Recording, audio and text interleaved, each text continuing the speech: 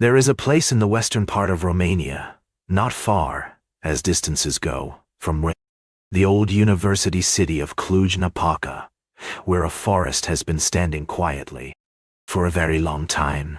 It does not make itself known with dramatic cliffs or towering peaks.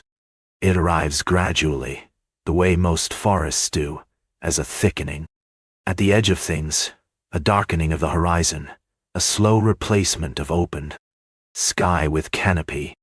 The roads that lead to it grow narrower as you approach, and then the trees simply begin, and the world outside them recedes. The forest is called Hoia Baciu. That name, Hoia Baciu, has been carried through many generations of local memory without ever losing its quiet association with something that people find difficult to put into words. It is not quite fear that the name conjures in those who have grown up near it. It is something softer than fear, and more persistent. It is more like the particular feeling that settles over a person when they enter a room where something has happened at some point, though no one present can quite agree on what that something was, or when, or how. The air feels a little different. The silence feels a little different. The light, even on the most ordinary of afternoons, seems to arrive at angles that belong to no particular season. Cluj-Napoca is a university city, a place of libraries and old cobblestone streets and coffee houses that have been receiving customers for generations. It sits in the Transylvania region of Romania, which is a name familiar to people the world over, though the actual Transylvania is a quiet, mountainous region that bears very little resemblance to the dramatic landscape conjured by fiction and old stories. The forests of Transylvania are, for the most part, ordinary forests. They are walked by ordinary people on ordinary days, for ordinary reasons. Hoia Baciu sits along Cluj-Napoca's western edge, reaching across roughly 250 hectares of gently rising ground. That is not an enormous area by European standards, but once you are inside the forest, looking for the edges, they do not come quickly. The trees are predominantly oak and beech and hornbeam, common species for this part of the continent, unremarkable in themselves. What has drawn attention, quietly and consistently over many decades, is the way some of these trees grow. Not in the clean vertical lines one tends to expect from a forest that has been left to develop in its own time, but in long spiraling curves, in gradual bends, that begin at the base and continue upward without any obvious cause. Root systems surface from the earth and return to it in loops.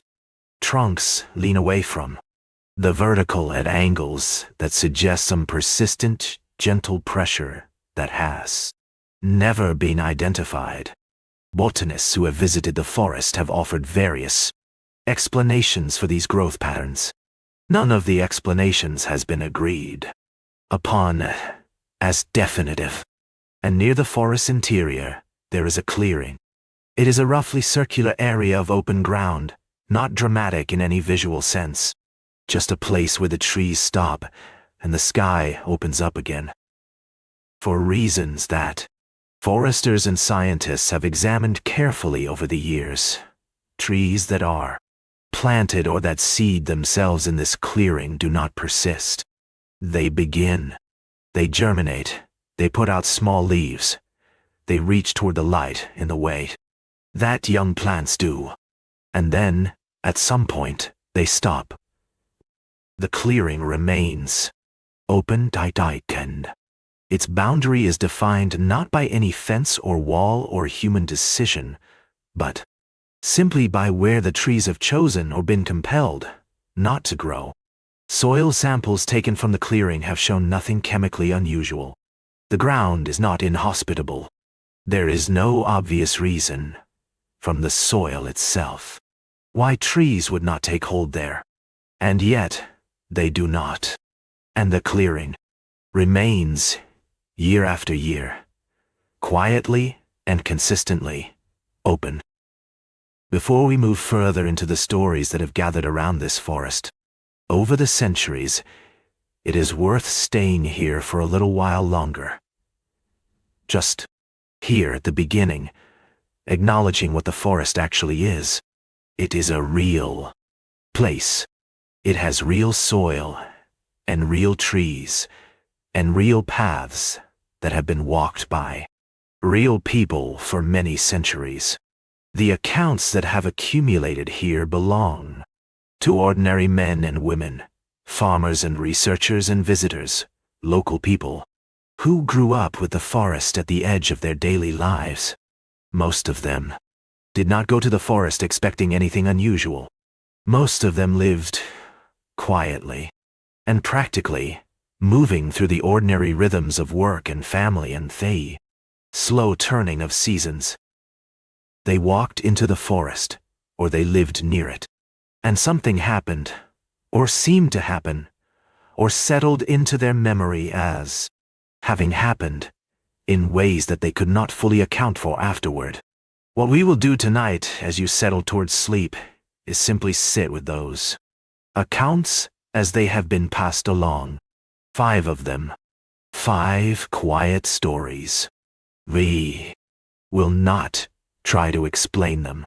We will not suggest what they mean or how they mean should be understood.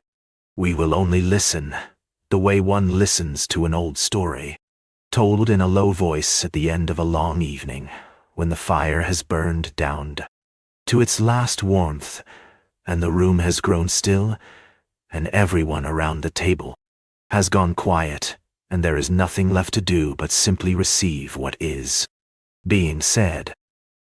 Let the weight of the day begin to soften now. Let your breathing slow and deepen and find its own natural rhythm. Somewhere in Romania, in the ordinary darkness of a forest that has stood through many centuries of changing weather and changing history, the trees are doing what trees do in the night, drawing in and settling and holding in their long and unhurried way all the seasons that have ever moved through them. The oldest story connected to Hoia Baciu forest, the one that appears most frequently in the accounts of Romanian historians and folklorists who have written about this part of Transylvania, is the story of a shepherd and his flock. It is a story that has moved through many generations of telling without ever being fully confirmed and without ever being fully set aside. It is simply there, in the record of what people have said about this forest, the way certain old furniture is simply there in a family home, present for so long that no one quite remembers when it arrived or who first brought it in.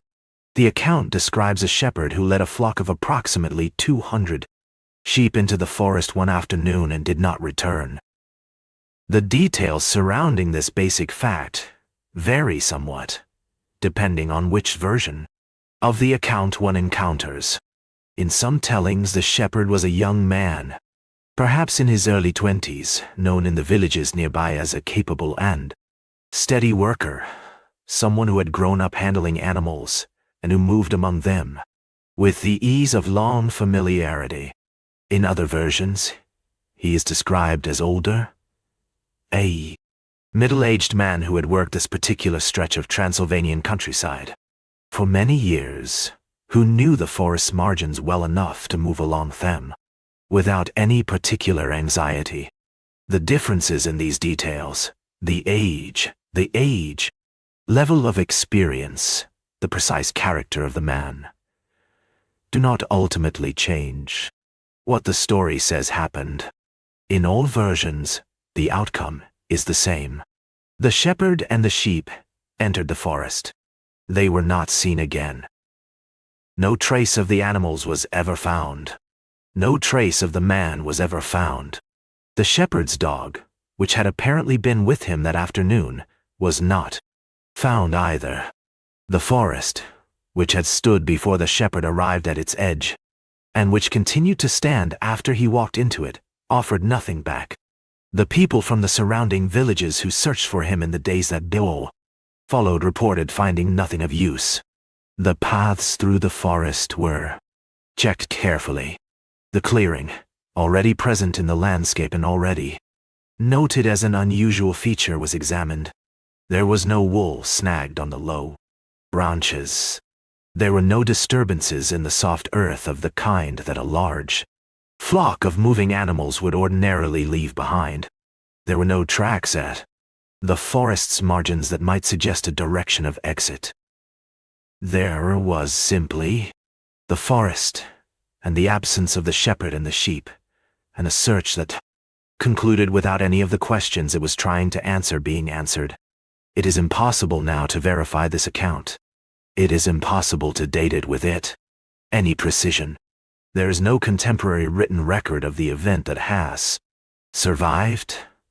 No parish record, no legal document, no letter or diary entry from anyone who was present in the area at the time.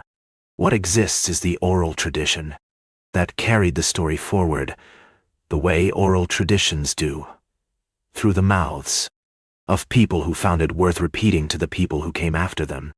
What remains notable about the account, even after many tellings and many generations of transmission, is how little it offers in the way of explanation or drama.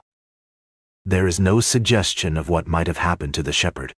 There is no resolution, no recovered body, no credible witness account of where he went, no theory that satisfied the people who searched for him. The story offers only the fact of an absence. He went in. He did not come out.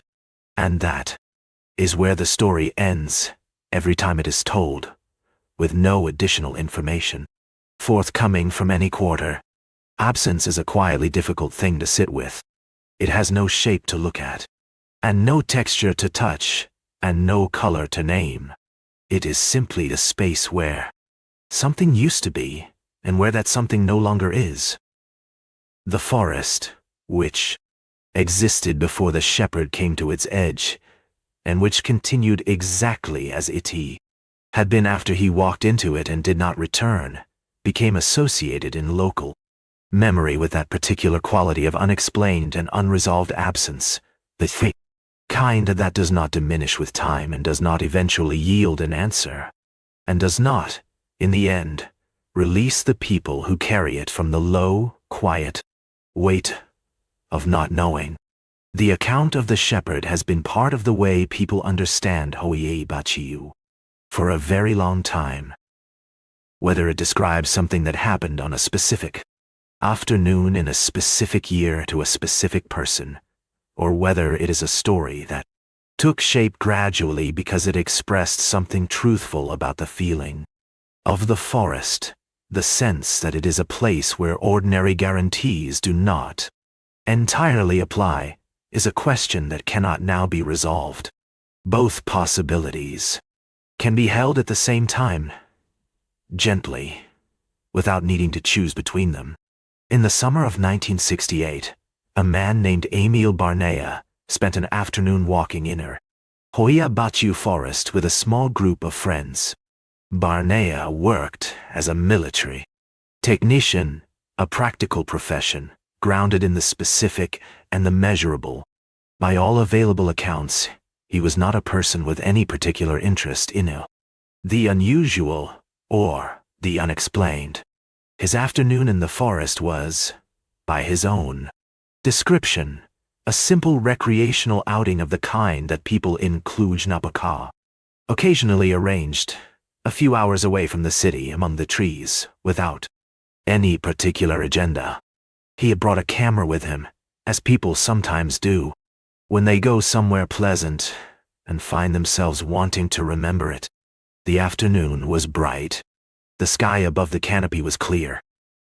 At some point during the walk, Barnea and the others with him noticed something in the sky above the tree line. In the account he gave later to various researchers and journalists who sought him out after the photograph became known, He described the object as disc-shaped, appearing metallic, moving at an altitude that made it genuinely difficult to judge its size. He raised the camera. He took several photographs in the time that was available to him before the object moved further away and eventually passed out of range. One of those photographs, the particular image that drew the most sustained attention from researchers in the years that followed, shows a clear summer sky above the dark edge of the forest canopy, and in the upper portion of the frame, a disc-shaped form. It has a defined boundary. It appears solid. It reflects light in the way that a metallic surface reflects light. The image is not particularly blurred or ambiguous. There is something in the photograph above. The trees, and what that something is, has been looked at carefully, argued over, and examined by various people using various methods for the better part of 6 decades since the afternoon Barnea pressed the shutter. Those who have studied the photograph have proposed a range of explanations. A lens flare, a conventional aircraft seen from an unusual angle, a bird caught at a particular moment of movement that the camera rendered in a misleading way. Each of these explanations has been considered seriously, and each of them has also been found, by some of the people who examined the image, to fall short of fully accounting for what the photograph actually shows. No single explanation has been agreed upon. The photograph remains, as it has always been, in a state of quiet, persistent unresolvedness. Barnea's own account of what he saw that afternoon never changed in any significant way across the various times he was asked about it. He did not suggest that what he observed was anything more than what the photograph showed. He did not embellish the details when speaking to journalists or researchers. He did not attempt to build a reputation or a livelihood around the image. He simply described, as plainly and consistently as he could, what he had noticed in the sky above the forest, and what he had done when he noticed it, and what the photographs showed when they were developed. The photograph was eventually published in several journals dedicated to unexplained phenomena, and from there, it moved gradually into wider circulation, becoming over time the most frequently reproduced visual evidence associated with the forest's unusual reputation. It is worth pausing briefly on the year in which this happened. Romania, in 1968, was governed by a communist administration, and the open discussion of unusual events, particularly unusual events with any possible political or ideological dimension, was not something the government encouraged or facilitated. People who observed things they could not explain tended, in that environment, to keep those observations to themselves, or to share them only in private, where they were less likely to attract official attention. That Barnea spoke about what he had seen, and that the photograph entered circulation at all, reflects a degree of personal directness that was not without its own quiet difficulty in the few context of that particular time and place. He died in the years following the photograph's widest circulation, without having altered or significantly added to his account. The photograph continues to exist in archives and collections and online discussions, exactly as it has always been, an image of a clear summer sky above a forest in Romania, with something in the upper corner of the frame that no one has yet been able to name to everyone's satisfaction. There is a category of account that appears with quiet regularity in the records, say, that have been kept about Hoia Baciu forest, accounts that are, in their own way, more gently disorienting than the more immediately striking stories of disappearances and objects in the sky. These are the accounts of people who walked into the forest and walked back out again, apparently unharmed, apparently, well, But who discovered, in the hours that followed their return, that the time they had experienced inside the forest and the time that had passed in the world outside it had somehow ceased to correspond? One of the most carefully preserved of these accounts was recorded by Alexandru Sift, a Romanian biologist who devoted a considerable portion of his professional life to documenting the unusual reports connected to Hoia Baciu during the 1960s and 1970s. Sift was not a person inclined toward easy acceptance of unexplained claims. He had a scientific training and a methodical habit of mind, and the accounts he wrote down were recorded with the care and qualification of someone who understood clearly the difference between what a person reported experiencing and what could be independently confirmed from the outside. He gathered many accounts over his years near the forest. Among them was the account of a woman from the Cluj-Napoca area, a practical, organized person who worked in administration and who had no particular interest in or connection to the forest's reputation, who came to him one day with something she could not explain, and that she wanted to have recorded somewhere by someone who would take it seriously. She had gone into the forest one afternoon for a walk. This was not an unusual thing for her to do. The forest was accessible from the city, and a walk among the trees was simply one of the things available to a person who wanted a period of quiet away from the ordinary textures of daily life, the offices and streets, and the small obligations that fill most afternoons. She walked in along a path she was familiar with. She moved a short distance into the trees, found a place near one of the older trunks where she could sit for a while, and rested there in the ordinary way that a person rests when they have found a quiet spot and are in no particular hurry to leave it. Then she continued walking, completed her route, and emerged from the far side of the forest. From the inside, the walk had taken roughly 45 minutes. Perhaps a little less. She had not lingered especially long at her resting place. She had not taken any unusual detours.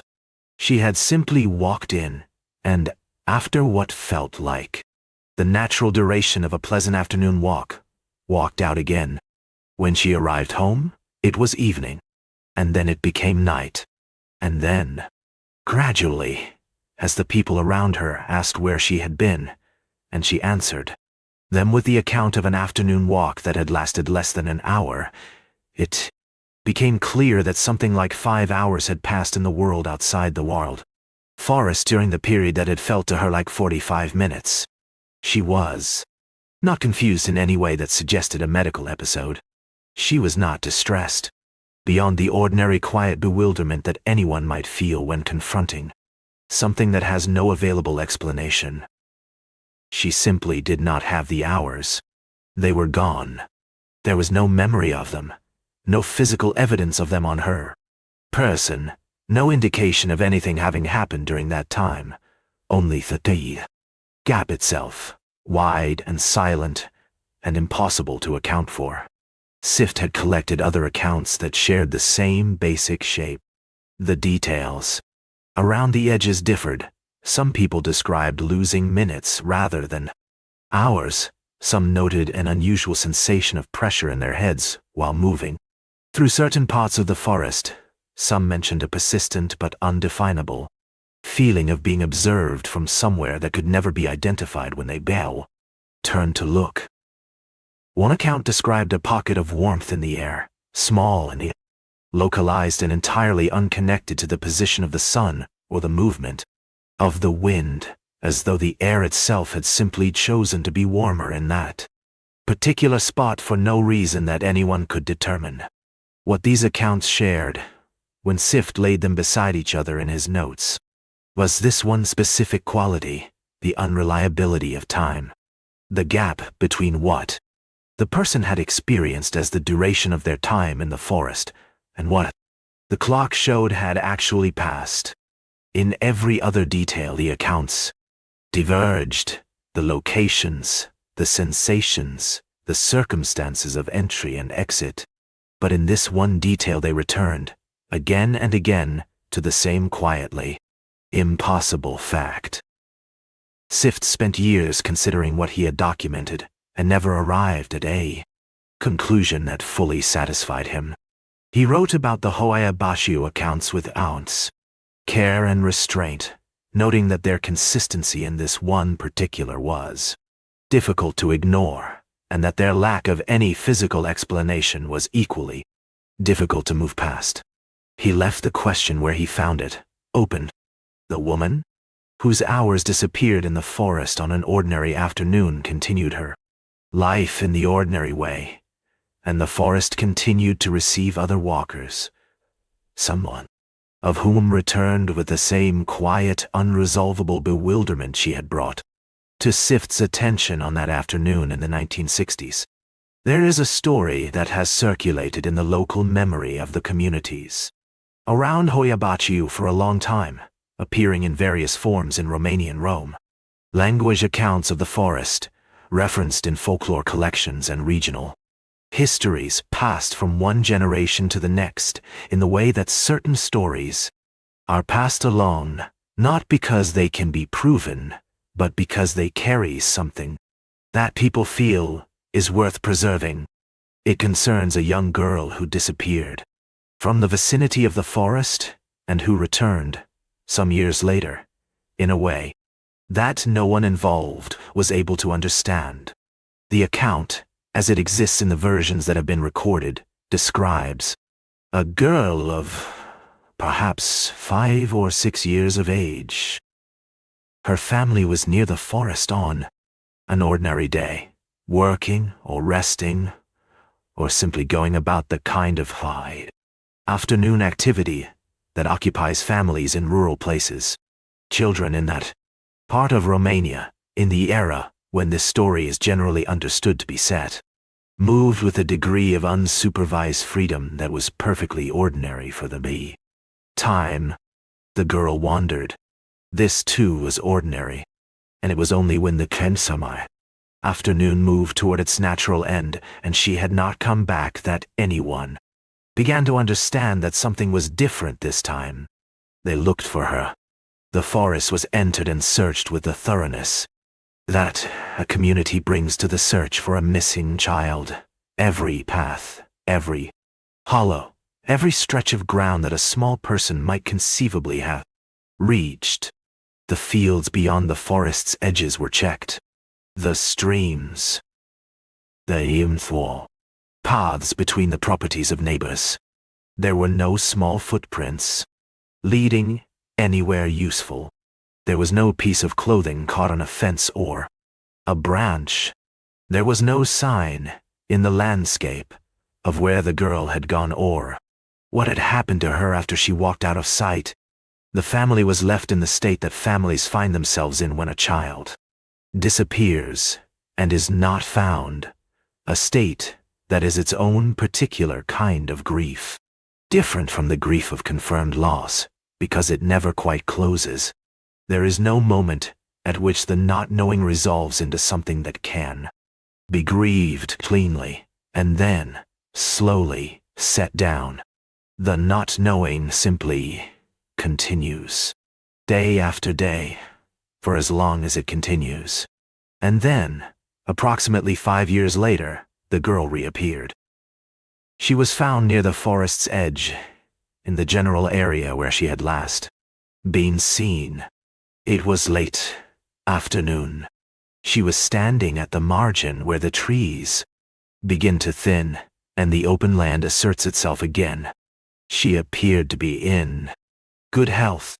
She was, according to the account, as it has been preserved, wearing the same clothes she had been wearing on the afternoon she disappeared 5 years before. She did not understand why the people around her were responding as they were. She did not know that she had been gone for 5 years.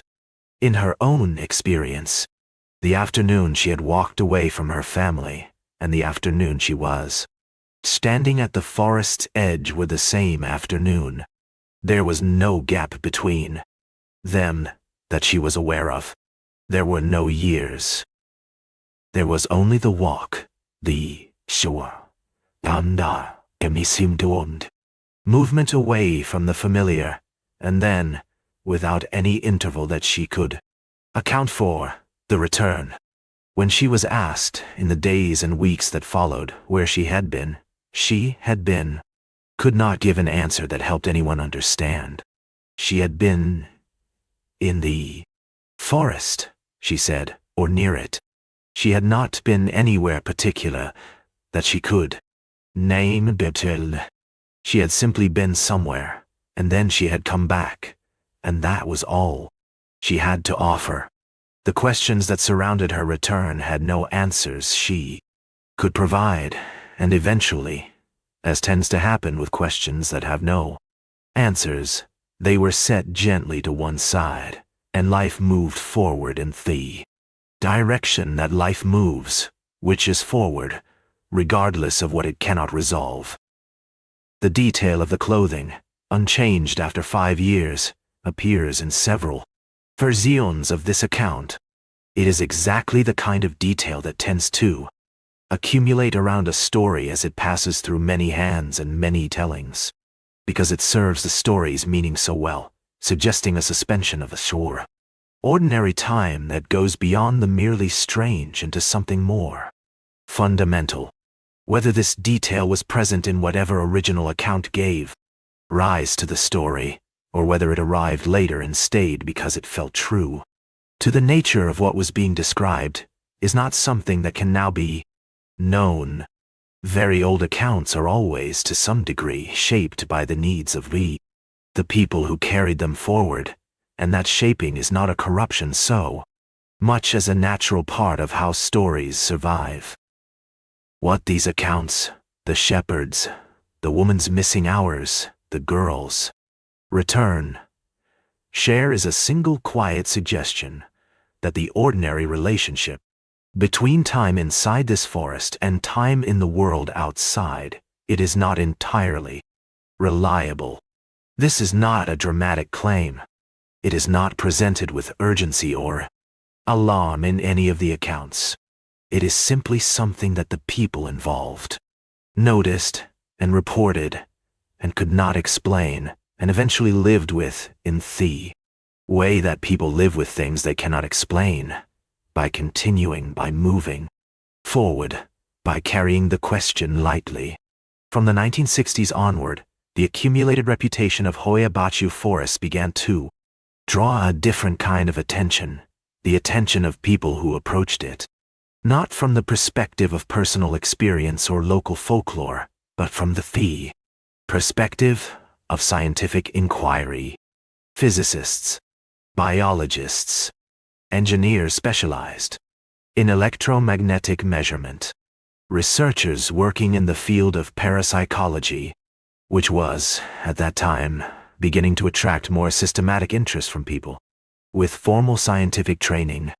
These were people who came to the forest with equipment rather than stories, who wanted to know whether there was anything measurable behind the long record of unusual accounts that had been building up around this particular stretch of Romanian woodland for such a long time. Some of them left more uncertain than they had arrived. The most frequently referenced of the scientific investigations that took place in and around Hoia Baciu during this period involved electromagnetic measurements, taken at various points within the forest, with particular attention to the central clearing. The readings that researchers obtained in the clearing did not correspond to what one would ordinarily expect from a patch of open ground in a temperate European forest. They were not constant. They shifted and varied in patterns that seemed to follow no discernible logic, and the instruments used to take them sometimes behaved in ways that could not be attributed to equipment malfunction or the ordinary variability of field measurement. Compasses gave inconsistent readings when moved from one part of the clearing to another. Photographic film developed after sessions in the forest showed artifacts of exposure that had not been apparent to the people taking the photographs at the time they pressed the shutter.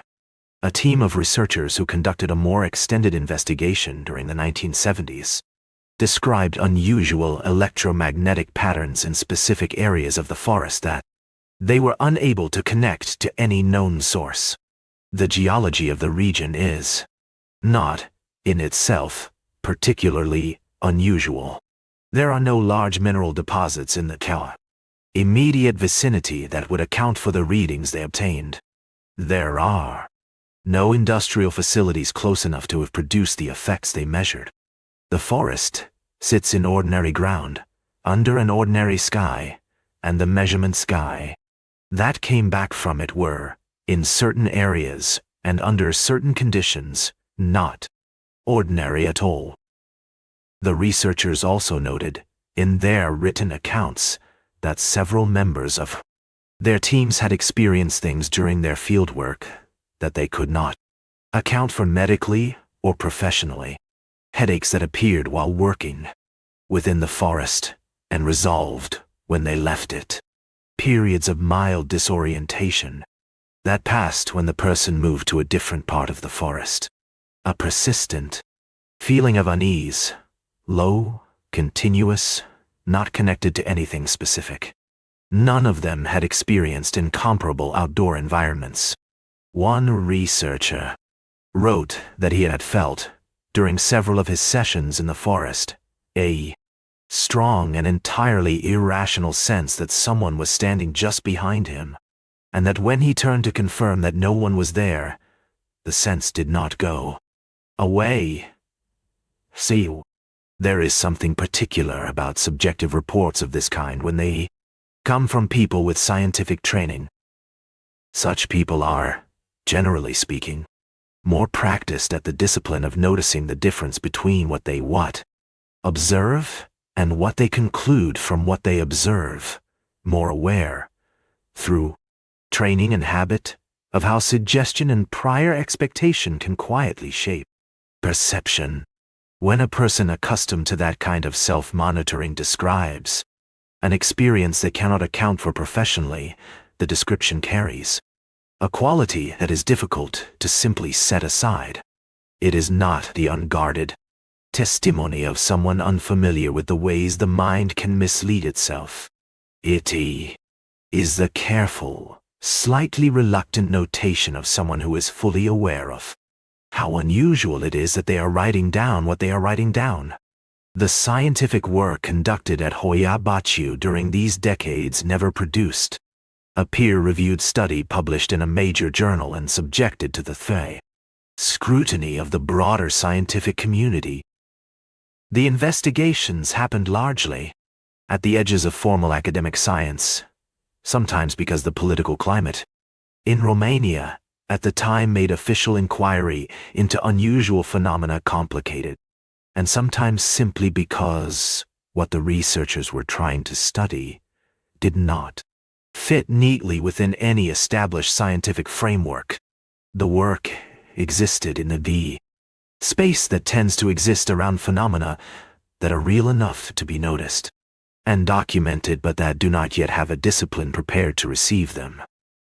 What it left behind was a body of measurements and careful observations that pointed, gently and persistently, in the same direction as all the personal accounts towards something in this forest that differed from what one would expect, that behaved differently from what the instruments were designed to encounter, that affected the people who spent time there in ways that were consistent across many different individuals, many different years, many different approaches and methodologies.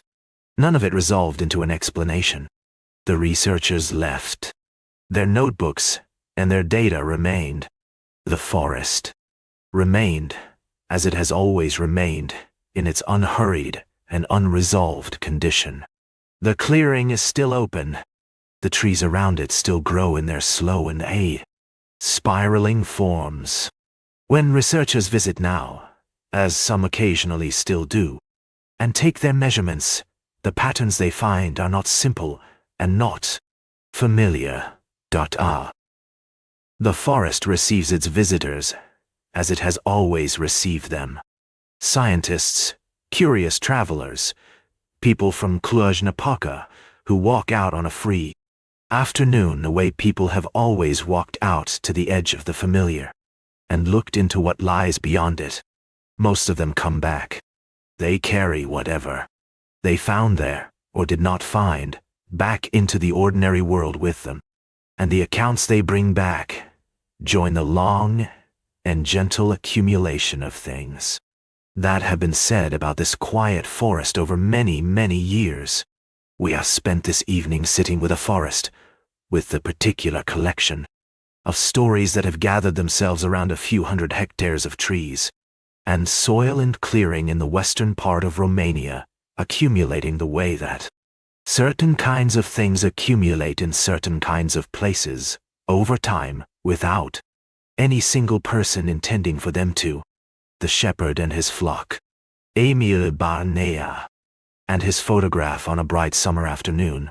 The woman who returned from a walk to find that her hours had become unreliable.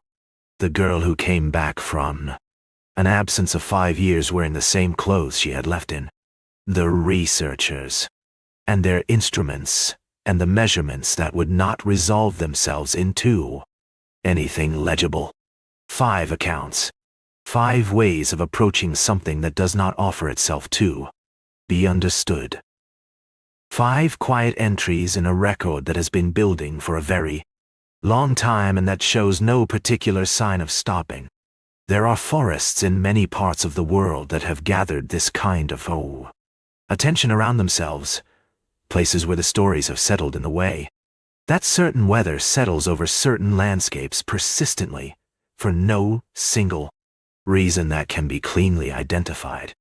Hoia Baciu may be among the more thoroughly documented of these places, partly because of the university city at its edge and the educated people that city has always produced, people willing to write things down and to take seriously the accounts of others who did not know quite how to make sense of what they had experienced. And partly, perhaps, because the forest itself has something about it that continues to produce these accounts, decade after decade, in enough consistency to be impossible to simply explain away. Tonight, the clearing is dark. The grass grows in it, as it has always grown, and the trees stand at its perimeter as they have always stood, and the sky above it is whatever sky a Romanian night in this season provides, perhaps clear and starry expanse, the stars very far above the canopy, the forest below them very dark and very still, or perhaps a low overcast sky carrying the reflected amber of the city's lights, the treetops silhouetted softly against it. The animals of the forest move through the dark in the way they always move. The deer and the foxes and the birds that navigate by other means than sight, without any particular awareness that the ground they are moving over has been the subject of so much human curiosity and human wondering over so many generations. The forest does not know it has a reputation. It does not know about the articles and the photographs and the researchers, notebooks, and the tourists who arrive on weekend mornings and the long narration scripts, read quietly to people who are trying to find their way towards sleep. It is simply what it is: trees and soil and air and the very slow accumulation of growth sitting at the edge of a city that has changed enormously over the centuries it has been there, and that the forest has quietly outlasted, as forests outlast most things if they are left in any way to themselves. The mystery of Hoia Baciu, if mystery is the word that fits, if what the forest carries is genuinely beyond ordinary explanation rather than simply the way that a place becomes unusual in the long memory of the people who live near it, and tell stories about it, does not resolve at the end of an evening spent in its band company. The shepherd is gone, and no account of where he went has ever been confirmed. The photograph exists, and what it shows has not been agreed upon. The hours are missing, and no one has explained where they went. The girl came back, and no one could say where she had been. The instruments gave readings that remain unexplained. None of this has resolved itself. None of it seems inclined to. And the forest, in the very deep patience that belongs to things that have existed for much longer than any of the humans who have concerned themselves with them, offers no particular assistance in the matter of resolution. There is something genuinely restful about that, if one is willing to settle into it rather than resist it. Most of the mysteries that attend human life do not resolve. Most of the questions that people carry through their days, the large ones, the ones about what things mean and where things go and what the world actually is at its deepest level, do not receive clean and satisfying answers. They receive partial light, or they receive questions that go further, or they simply persist, and people learn over time to carry them more lightly. The forest is a place where this universal condition of not knowing is simply more visible than it is in most places. The gap between what can be observed and what can be explained is wide enough in Hoia Baciu that it cannot be missed. Wherever you are tonight, the world around you is full of things that are not fully understood. The chemistry of sleep itself remains in some of its most important aspects genuinely mysterious to the people who study it. The way that consciousness lets go of itself each night and becomes dreaming, the mechanism by which the waking mind releases its hold and allows something quieter and stranger to take its place, is something that science has illuminated in many partial ways, and that remains at its center as open a question as it has ever been. You are moving toward that mystery now, in the ordinary and extraordinary way that you do every night, and the forest in Romania with its awe clearing and its bent trees and its 5 quiet accounts is simply one small, visible version of the same great openness that you are about to enter. Let the stories of the forest rest now, the way the forest itself is resting, in the dark and the unhurried quiet of whatever hour it is on that hillside. The shepherd is not waiting. The photograph is simply a photograph, sitting in its archive, exactly as it has always been. The woman found her way home. The girl grew up, presumably, in whatever gentle direction her life eventually took her. The researchers closed their notebooks and went home to their families and their families. Ordinary lives, and the clearing they had tried to understand remained as it had always been, open and quiet, and not quite giving itself away. The trees are there tonight. The soil beneath them is cool and dark and full of the slow work of roots. The air moves through the canopy in the way that air moves through canopies at night, gently, without direction, following no particular purpose, other than the large and impersonal movements of an atmosphere that has been doing this for an enormous length of time, and that will continue doing it long after any human story about any forest has faded from the memory of anyone alive to tell it. Whatever is in the forest tonight, animals moving softly through the undergrowth, wind barely reaching the lower branches, or something else, or nothing else at all. It moves quietly, and the night is deep, and the hours are long, slow, and the world has settled into the particular stillness that always comes eventually, in the time before morning. There is nothing more to say about the forest tonight. The 5 stories have been told. The questions they carry have been acknowledged, and the mystery, whatever it is, whatever name it deserves or does not deserve, remains exactly as it has always been. intact, patient, dot, dot, unhurried, quietly and completely indifferent to being solved.